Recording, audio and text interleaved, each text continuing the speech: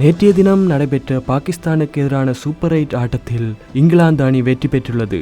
Captain Harry Brook அபாரமாக செயல்பட்டு சதம் அடித்து அணிக்கு வெற்றியை பெற்றுக் கொடுத்தார். அது குறித்து தற்போது பார்க்கலாம்.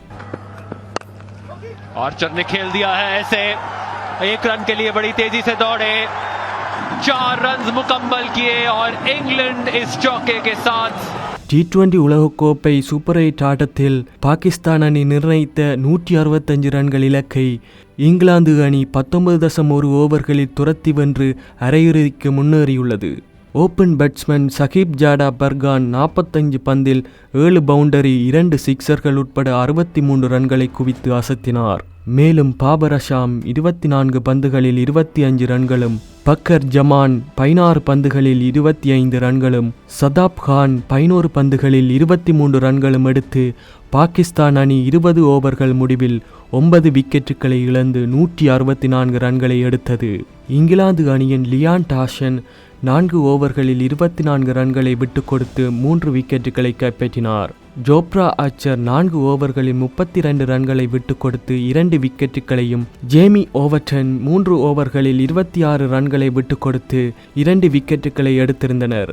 இலக்கை துரத்தி களமிறங்கிய இங்கிலாந்து அணியின் ஓபனர் பிலிப் சால்ட் மற்றும் ஷாஷ் பட்லர் ஆகியோர் அடுத்தடுத்து அவுட் ஆன நிலையில் ஜாகப் பெத்தேல் 10 பந்துகளில் 8 ரன்களும், டாம் பெண்டன் 6 பந்துகளில் 2 ரன்களும் எடுத்து சொதப்பியிருந்தனர். இதனால் இங்கிலாந்து அணி ஒரு கட்டத்தில் 7.1 ஓவர்களில் 4 விக்கெட்டுகளை இழந்து 58 ரன்கள் என தடுமாறியது. பிறகு ஹேரி புரூக் 51 பந்துகளில் 10 பவுண்டரி 4 சிக்சர்கள் என 100 ரன்களை குவித்து அசத்தினார். இவரது இன்னிங்ஸ் தான் ஆட்டத்தை அப்படியே மாற்றியது.